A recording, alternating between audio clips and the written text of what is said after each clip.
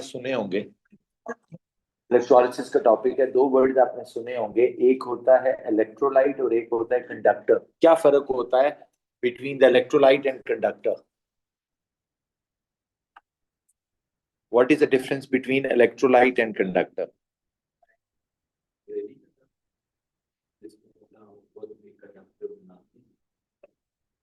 नहीं, हम कहते हैं ना ये सब्सटेंस कंडक्टर ऑफ इलेक्ट्रिसिटी, हम कहते हैं this substance is electrolyte.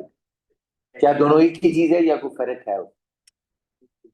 Conductor के अंदर एक कंडक्टर से इलेक्ट्रिसिटी पास हो सकती है। और electrolyte? Conductor has mobile electrons, electrolyte is ions. देखिए दोनों में यू आर राइट। सुने, जब किसी सॉलिड सब्सटेंस से इलेक्ट्रिसिटी गुजरती है ना, अगर कोई सब्सटेंस सॉलिड है, आप कहते हैं ये कंडक्टर है, उसे इलेक्ट्रोलाइट नहीं बुलाते। जब कोई सब्सटेंस लिक्विड या एक्वियस स्टेट में है, डिसॉल्व्ड इन वाटर है, और उसमें से इलेक्ट्रिसिटी गुजरती है, तो हम उसके लिए एक स्पेशल वर्ड यूज करते हैं, इलेक्ट्रोलाइट। पहले तो ये समझना है, अगर हम इलेक्ट्रिसिटी पास कर रहे हैं थ्रू एन एक्वस सॉल्यूशन, तो हम ये नहीं कहते ये कंडक्टर है, हम क्या कहते हैं? It is a electrolyte. NaCl aqueous is electrolyte, it's not a conductor. But अगर कॉपर वायर से इलेक्ट्रिसिटी निकल रही है तो हम कॉपर वायर को इलेक्ट्रोलाइट नहीं कहते, क्या कहते हैं? Copper wire is conductor. और ये सिर्फ नाम का फर्क नहीं है, दोनों की टेक्निक ही फर्क है, टेक्निक में ही फर्क है। जो कंडक्टर होता है वो कंडक्ट करता है electricity due to free mobile electrons, free या मोबाइल इलेक्ट्रॉन्स की वजह से। जो इलेक्ट्रोलाइट होता है वो कंडक्ट करता है ड्यू टू फ्री आयंस। ठीक है, कंडक्टर की एक मिसाल है कोई भी मेटल, कोई भी हो, एनी मेटल।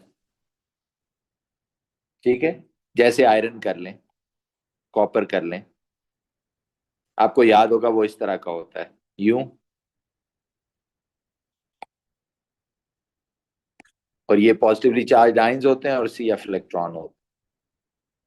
या इवन ग्रेफाइट है, तो किसकी वजह से कंडक्ट करता है? Due to the free electron.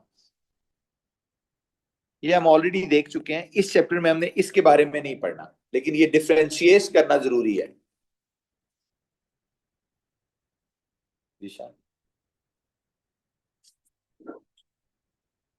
ये डिफरेंशिएट करना जरूरी है। ओके,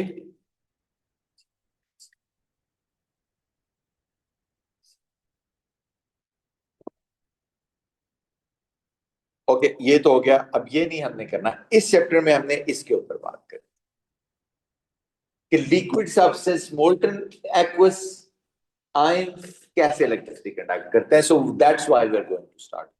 ओके, वो उसको मैंने हटा दिया, वो जस्ट एक इंफॉर्मेशन थी जो मैंने आपको पास ऑन कर। कभी कभी एग्जामिनर इससे पूछ लेते हैं, बट दोनों की टेक्निक ही फर्क है इलेक्ट्रिसिटी पास करने की। ओके, अब आ जाएं इसके ऊपर।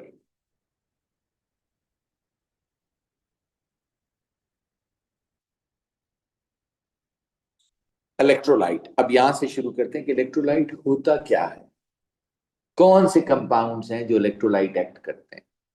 तो बच्चों ये शुरू होता है, अगर आप इलेक्ट्रोलाइट से स्टार्ट करें,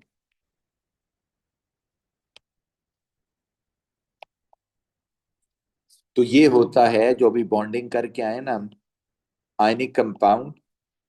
ये क्या होता है? आयोनिक कंपाउंड, यानी उसमें आयनिक बॉन्ड होगा, जैसे NaCl, but not in the solid state, either molten और एक्वस। या तो आपने इसको 801 डिग्री सेल्सियस तक हीट करना है और इसको मेल्ट कर देना है, और ये बन जाएगा NaCl लिक्विड, इसे कहते हैं मोल्टन। या आप इसको नॉर्मल रूम टेम्परेचर पे 25 डिग्री पे डिसॉल्व कर देना है पानी में।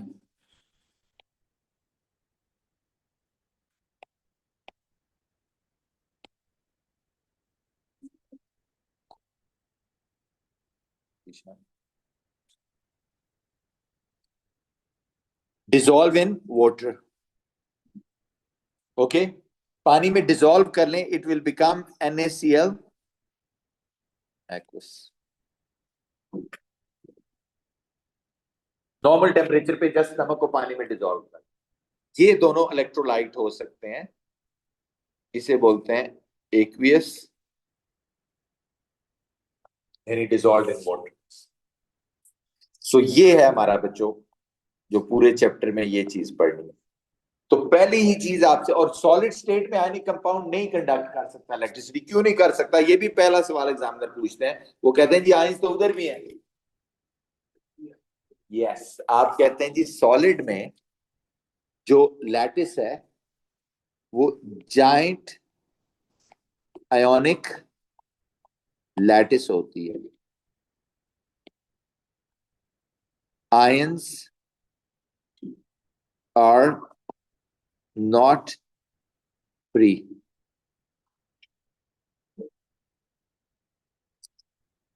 fixed positions,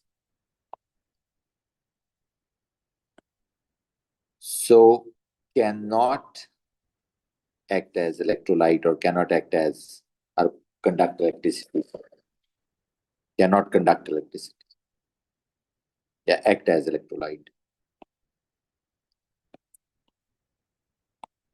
याद है ना, इस तरह की लैटिस होती है इसकी यूं। तो कहता है ऐसा क्या होता है जब लैटिस ब्रेक हो, जब इसको आयन में पानी में डिसॉल्व करते हैं या मेल्ट करते हैं, ऐसा क्या होता है कि इलेक्ट्रिसिटी कंडक्ट करने लग जाती है। आप कहते हैं उसकी लैटिस क्या हो जाती है, ब्रेक। तो दोनों में लिख लीजिए, लैटिस ब्रेक्स, आयंस और फ्री और मोबाइल,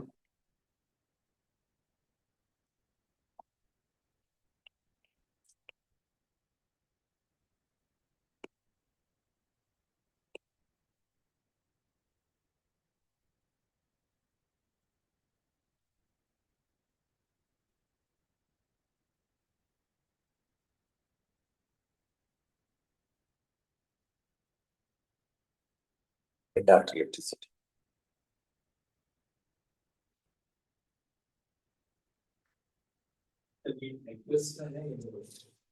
दोनों में, जब उसे मेल्ट करते हैं ना, हीट करते हैं और 801 पे करते हैं तो भी लैटिस टूट जाती है, आयंस फ्री हो जाता है।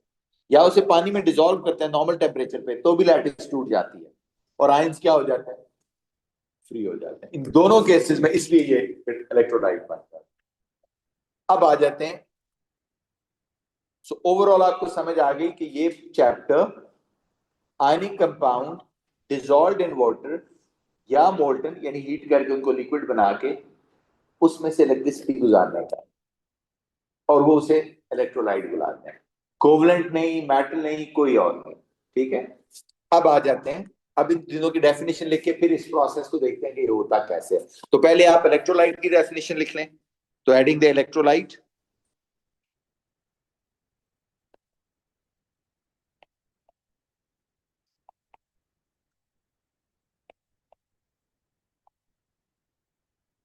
the substance which is decomposed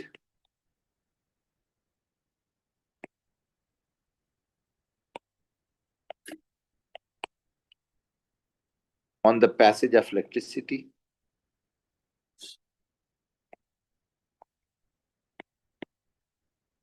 is known as electrolyte।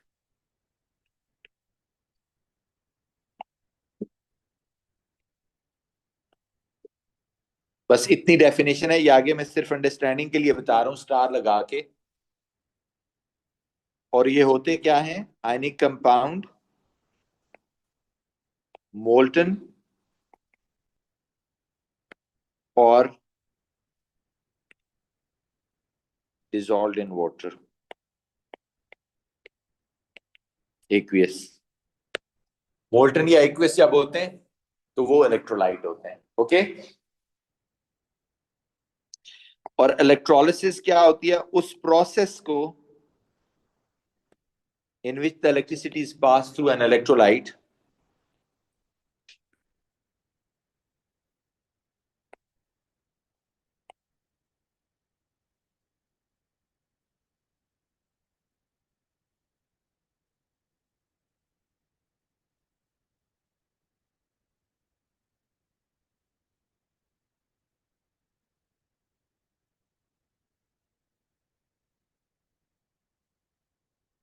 is known as electrolysis.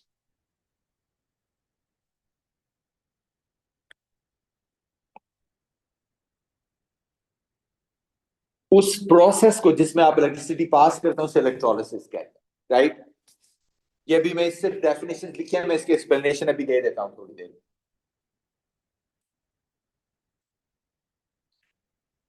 अब आ जाते हैं इलेक्ट्रोलिसिस ऑफ मोल्टन कंपाउंड्स पहले करते हैं, फिर एक्वस करेंगे।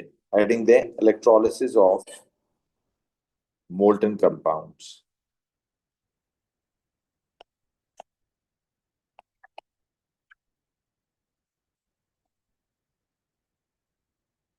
And the first one, molten sodium chloride.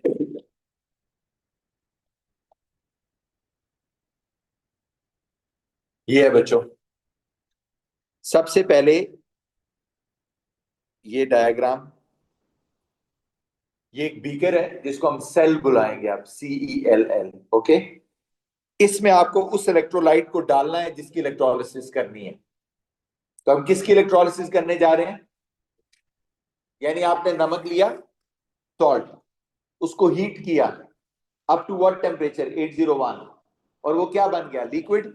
उसको आपने यहां भर दिया इधर।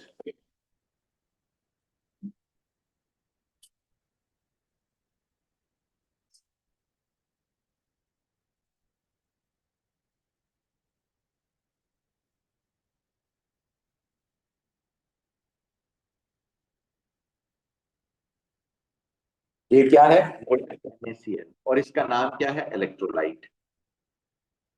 यानी this is our electrolyte here, molten NaCl। अब आपको अगर इसकी इलेक्ट्रोलिसिस करनी है, इसमें से इलेक्ट्रिसिटी को पास करना है, तो आप can have your attention? Yes, undivided attention. आपको अगर इसकी इलेक्ट्रोलिसिस करनी है तो आप डायरेक्ट केबल नहीं डाल सकते, आपको कोई चीज चाहिए, एक इनर्ट चीज चाहिए जो आप इसके अंदर प्लेस करें, क्योंकि बहुत हाई टेम्परेचर है, इलेक्ट्रोलिसिस हो और वो रिएक्ट भी ना करे। वो हमने काफी रिसर्च करके दो चीजें मिली। Either you can use graphite rods. Graphite आपको पता है ना, कार्बन की एक फॉर्म होती है। ये मटेरियल इनर्ट होता है, इनर्ट मतलब नॉन रिएक्टिव। और platinum,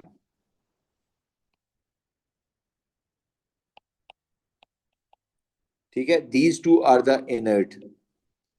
inert mean non reactive. क्योंकि वो ना होना कि हम कोई चीज इलेक्ट्रिसिटी पास करने के लिए रॉड्स इसके अंदर डालें जो करंट अंदर लेके जाएंगी इनसाइड दिस कंटेनर, तो वो खुद ही उससे रिएक्ट करते हैं, क्योंकि बहुत हॉट है, बहुत रिएक्टिव है। तो इसलिए हम जैसे ग्रेफाइट यूज कर रहे हैं। ग्रेफाइट इजी है, थोड़ा सस्ता भी होता है और इनर्ट भी है ऊपर से। ये दो रॉड्स, और जो ये करंट अंदर लेके जाते हैं इनको बोलते हैं इलेक्ट्रोड्स।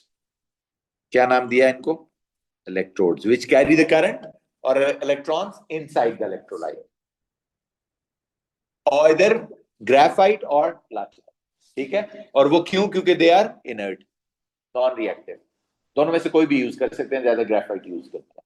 ठीक है, and they are known as electrodes. And what is the role of electrodes? They carry the electrons or current inside the electrolyte and then take it out. Okay, अब जरा इलेक्ट्रॉन्स अगर चाहिए, करंट चाहिए, तो उसको battery के terminal से connect करना होगा, एक नेगेटिव एक पॉजिटिव। जी, दो रॉड्स हमेशा चाहिए होते हैं। जिसको पॉजिटिव से कनेक्ट किया है ऑटोमेटिकली उस रॉड पे क्या चार्ज आ जाएगा? पॉजिटिव। और जिसको नेगेटिव से कनेक्ट किया है उस पे क्या चार्ज आ जाएगा? After getting charge the electrodes are known as, उनके नाम चेंज हो जाते हैं। जो नेगेटिव इलेक्ट्रोड को हम कहने लग जाते हैं कैथोड, और पॉजिटिव को क्या कहने लग जाते हैं, एनोड। ओके,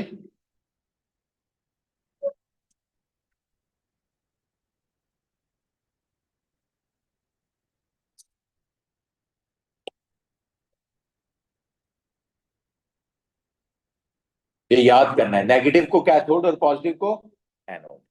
अब जो एक्चुअल चीज है, जो कि पहले भी मैंने बताई कि इसमें जो करंट चलती है इलेक्ट्रोलाइट में, वो बिकॉज ऑफ आयंस चलती है। तो सबसे पहले आपको आयंस ढूंढने होते हैं। मोल्टन NaCl में कौन से आयंस होंगे आपके ख्याल में? आप कहते हैं जी सोडियम और क्लोरीन, और अगर इसका चार्ज ना समझ आए तो पीरियोडिक टेबल में आपको चार्जेस लिखवाए हूं। तो सोडियम प्लस ग्रुप 1 में है तो क्या चार्ज होगा, +1। क्लोरीन का क्या चार्ज होगा? तो ये कहां से मिलेंगे, पीरियोडिक टेबल से जाके देख। तो आप कहते हैं जी ये दो आयंस होंगे इस इलेक्ट्रोलाइट के अंदर।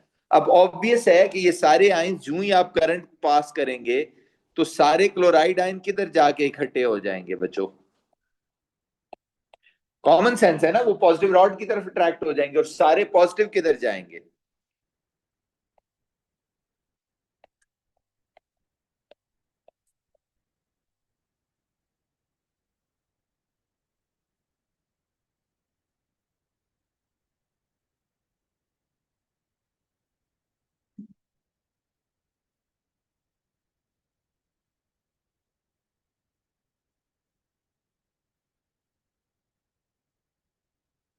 Got it?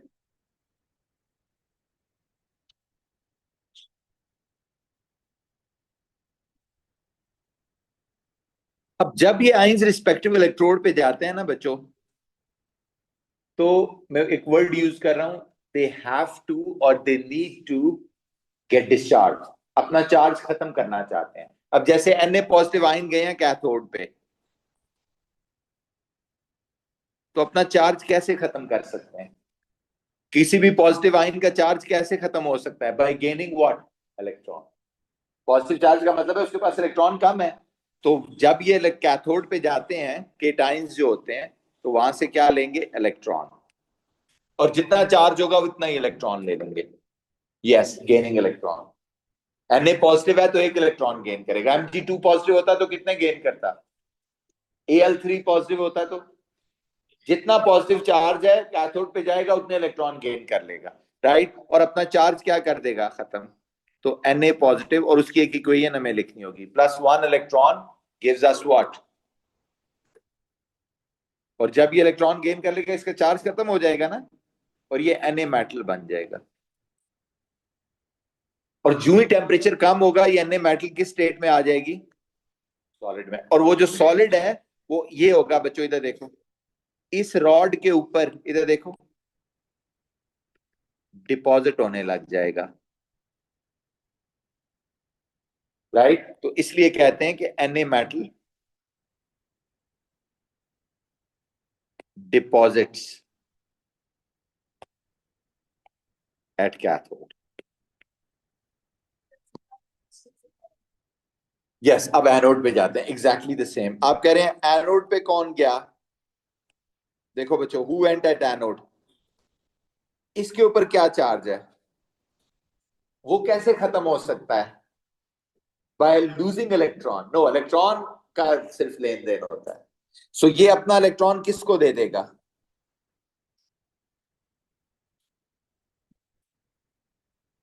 राइट? और अपना चार्ज क्या हो जाएगा, खत्म हो जाएगा। उसको पॉजिटिव है ना, उसको तो चाहिए।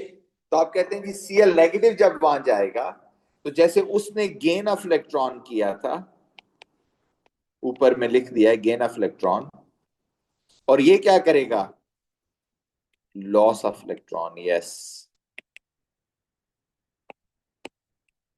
और क्या बन जाएगा देखें, what it turns out to be, Cl+1 electron. अब Cl का एक प्रॉब्लम है, Cl is one of those atoms जो एटॉमिक स्टेट में एग्जिस्ट नहीं करते। अब सुनो क्या होगा, ये जब Cl में चेंज हो जाएगा, it will wait for another Cl negative. वो भी Cl में चेंज हो जाएगा, फिर ये दोनों आपस में कौन सा बॉन्ड बना लेंगे, कोवलेंट, और क्या बन जाएंगे, Cl2। तो बेसिकली ये इस तरह होगा, एक Cl नेगेटिव जाएगा, इलेक्ट्रॉन लूज करेगा, Cl प्लस इलेक्ट्रॉन बन जाएगा, फिर दूसरा जाएगा। अगर आप इसको कंबाइन करके लिखेंगे, आपने कंबाइन करके लिखना है, दो क्लोराइड आयन जाएंगे, कितने इलेक्ट्रॉन लूज करेंगे, दो, और बन जाएगा Cl2। और क्लोरीन क्योंकि मेटल नहीं है, गैस है, तो जो गैस होती है वो यहां नहीं रुकती। ये तो यहाँ डिपॉजिट हो गया था ना इस रॉड के ऊपर, गैस यहाँ रुकती नहीं है, वो यहां से क्या हो जाती है, बाहर निकल जाती है। इसे कहते हैं क्लोरीन गैस लिबरेट्स और एस्केप्स। ठीक है, और बाद हमें पता नहीं होता कौन सी गैस है, तो क्लोरीन क्योंकि ग्रीनिश येलो गैस है, तो आप इसके ऊपर लिख, नजर आ जाता है आपको, greenish yellow gas liberates, right. अब ये प्रोसेस चलता रहता है। अब सुनना जरा, ये जो लॉस ऑफ इलेक्ट्रॉन है इसको बोलते हैं ऑक्सीडेशन, और ये जो गेन ऑफ इलेक्ट्रॉन इसको क्या बोलते हैं, रिडक्शन। आप एक टर्म याद कर लो, oil rig. Oxidation is loss and reduction is RIG, rig mean reduction is gain. ठीक है, ये जो प्रोसेस होता है, अब जो हो रहा है वो सुनना जरा, प्लीज पे अटेंशन। अब देखें, लिखना छोड़ें। आप कह रहे हैं ये प्रोसेस फिर क्या है, Na पॉजिटिव यहां से एक डिस्चार्ज हुआ, दूसरा हुआ, तीसरा, चौथा, पांचवा, ये तो सारे खत्म हो जाएंगे।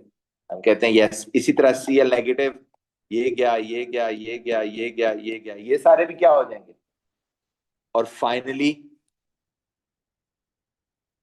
All the electrolyte is gone.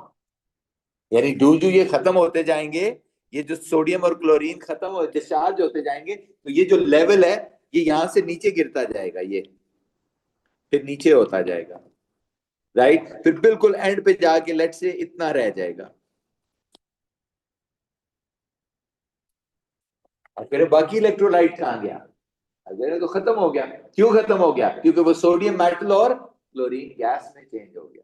तो आप कहते हैं इसलिए जो इलेक्ट्रोलिसिस होती है, जिस कंपाउंड की आप करते हैं, वो बेचारा डिकम्पोज हो जाता है, खत्म हो जाता है, और टर्न होता है अपने ही एलिमेंट्स। जैसे सोडियम क्लोराइड की अगर आपने इलेक्ट्रोलिसिस किया तो गौर से देखें क्या बना है, what is formed, sodium metal and chlorine gas.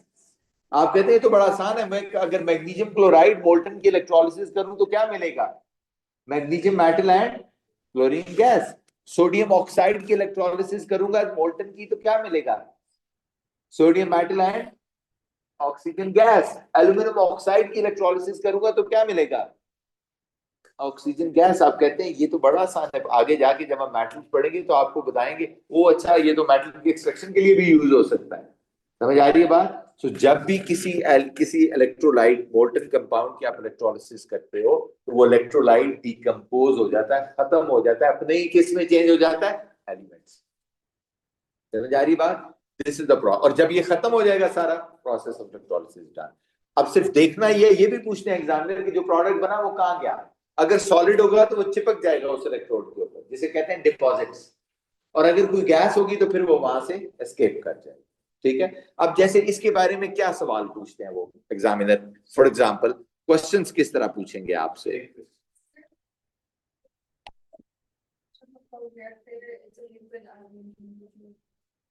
वो वही नीचे इकट्ठा हो जाएगा। जी सर जी, क्लोराइड जो इलेक्ट्रॉन लूज कर रहे हैं,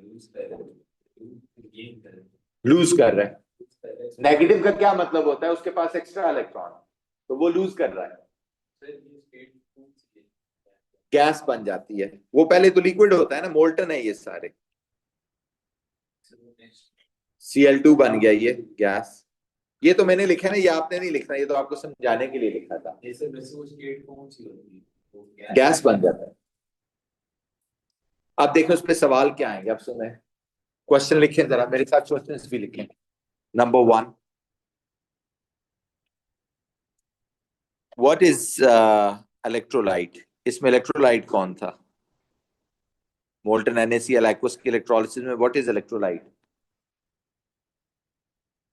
आप कह रहे हैं नाम से ही पता चल रहा है इलेक्ट्रोलाइट कौन है, NaCl मोल्टन। दूसरा question, electrodes made up of what? The inert electrodes, yeah, they are the inert electrodes, and inert electrodes are made up of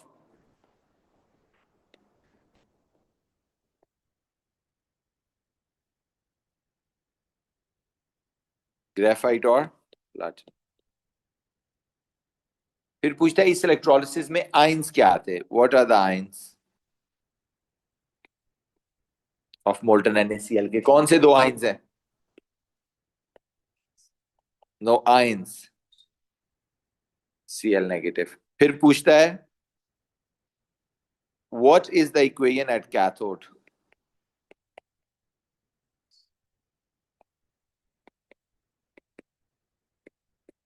cathode कौन सा आयन होता है नेगेटिव वाला इलेक्ट्रोड? तो कौन जाएगा उस पे, Na+, और यहां क्या करेगा, गेन ऑफ इलेक्ट्रॉन, और किस में चेंज हो जाएगा, Na, and this is what, reduction.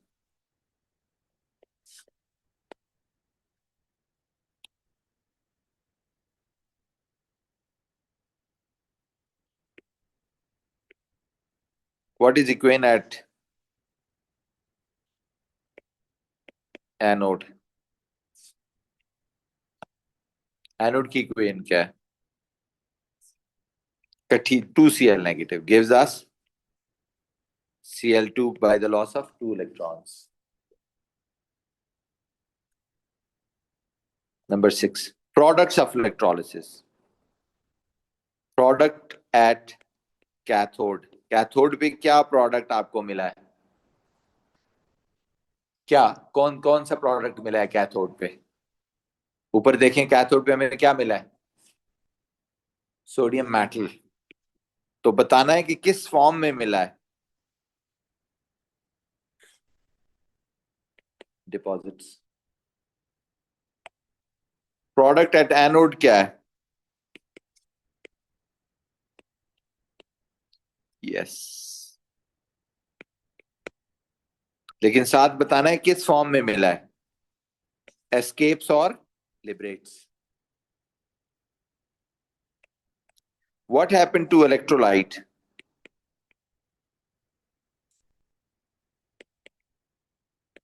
क्या हुआ इलेक्ट्रोलाइट को? Yes, decomposed into its elements.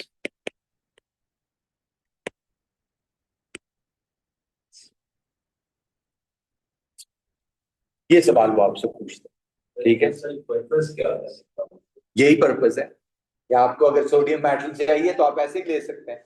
Nature में तो सोडियम मेटल है ही नहीं, आप सॉल्ट लेके उसकी इलेक्ट्रोलिसिस करके सोडियम मेटल ले, ये इसी तरह के आते हैं।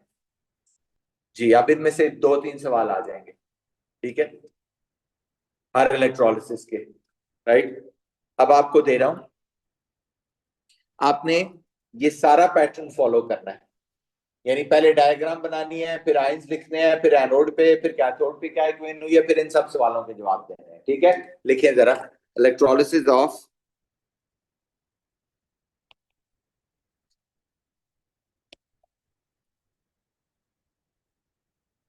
मोल्टन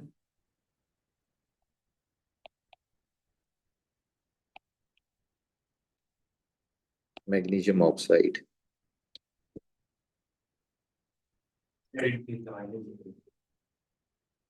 जी, मैग्नीशियम ग्रुप 2 में है, -2 में है। पूरा पहले डायग्राम बनाए बच्चों, क्विकली, बिल्कुल वही पैटर्न फॉलो करना है, मैं पैटर्न दिखा देता हूं। पहले इसी तरह डायग्राम बनाए, फिर आयंस लिखें, फिर कैथोड की इक्वेशन, फिर एनोड की इक्वेशन। मैग्नीशियम Mg+2 और ऑक्सीजन -2 है।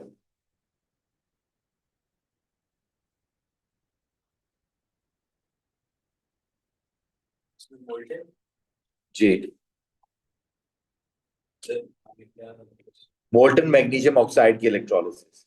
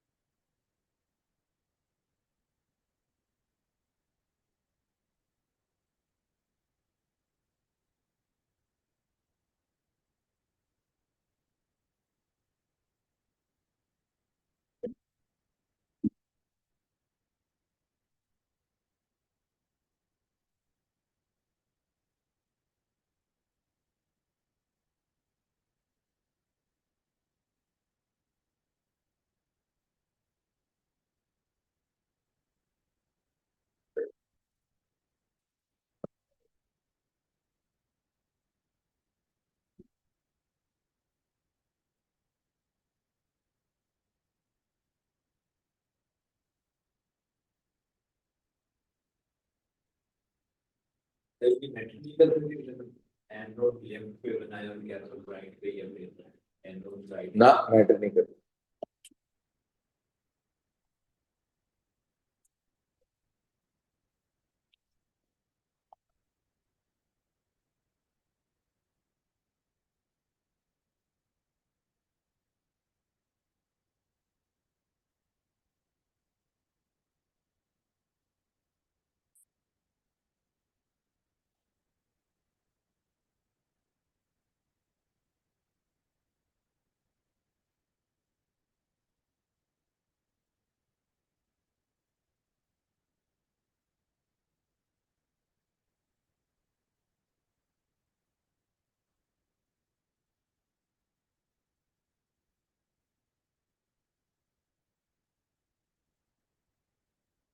इलेक्ट्रोलाइट का नाम क्या है वो तो ऊपर दिया हुआ है, मोल्टन मैग्नीशियम ऑक्साइड। आयंस कौन कौन से हैं? Mg+2 और O2 नेगेटिव। ये Mg+2 है और ये क्या है? O2 negative. कैथोड पे क्या होगा? Mg+2 जाएगा, कितने इलेक्ट्रॉन गेन करेगा? रिडक्शन होगी तो कितने इलेक्ट्रॉन? जितना पॉजिटिव चार्ज है ऑब्वियसली, तो +2e गिव्स अस Mg। और Mg एक मेटल है, वो वहीं डिपॉजिट हो जाएगी, ओके, इस सरफेस के ऊपर। What about anode? O negative. O negative को डिस्चार्ज होने के लिए कितने इलेक्ट्रॉन इसको देने पड़ेंगे? 2 इलेक्ट्रॉन देने पड़ेंगे। सो O2 negative will lose how many electron? 2। लेकिन ऑक्सीजन फिर उन एलिमेंट्स में से है जो सिंगल नहीं एग्जिस्ट करते, क्लोरीन की तरह। तो it will wait for another oxide ion to become O+2 electron, और फिर ये दोनों मिलके क्या बन जाएंगे? 2O2 negative gives us what? O2 plus 4 electron. ऐसे ही है ना?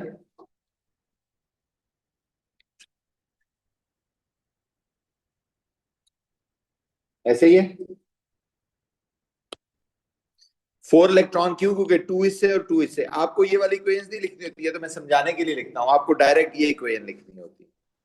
और ऑक्सीजन भी एक कलरलेस ऑर्डरलेस गैस है जो कि डिपॉजिट नहीं होगी, एस्केप कर जाएगी वहां से। समझ आ रही है बात? सो यहाँ आप देखोगे, यहाँ से एक colourless odourless gas which relights the glowing splint, ये इसका टेस्ट है। ग्लोइंग स्प्लिंट को रीलाइट करने वाली कलरलेस ऑर्डरलेस गैस यहाँ से निकल रही है, और यहाँ से क्या हो रहा है?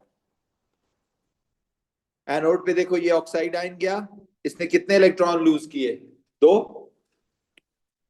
ये गया, इसने कितने इलेक्ट्रॉन लूज किए? 2। 2 ऑक्साइड आयन 2 इलेक्ट्रॉन लूज किए, क्या बन गया? O2 plus 4 electron. समझ आ रही बात?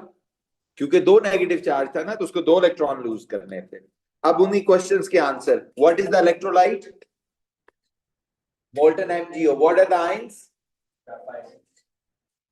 No, what is the electrode made up of? If they are inert electrodes, what they are made up of? Graphite. And what are the ions? What is the equation at cathode? Yes.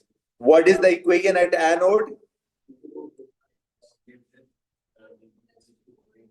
Plus 4 electrons. What is the product of electrolysis? What is the product at cathode?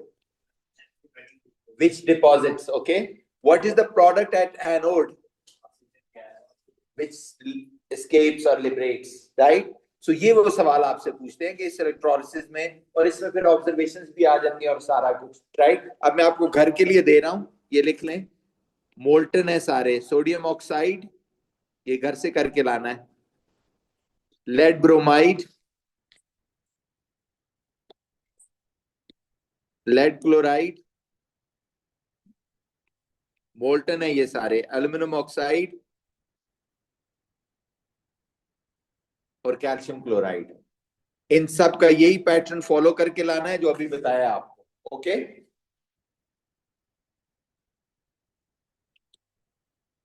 Okay, that's all. कल हम इसको discuss करके तो आपको इसकी electrolysis करेंगे। Thank you very much, मेरी तरफ से यही कुछ आज के लिए। अल्लाह हाफिज़।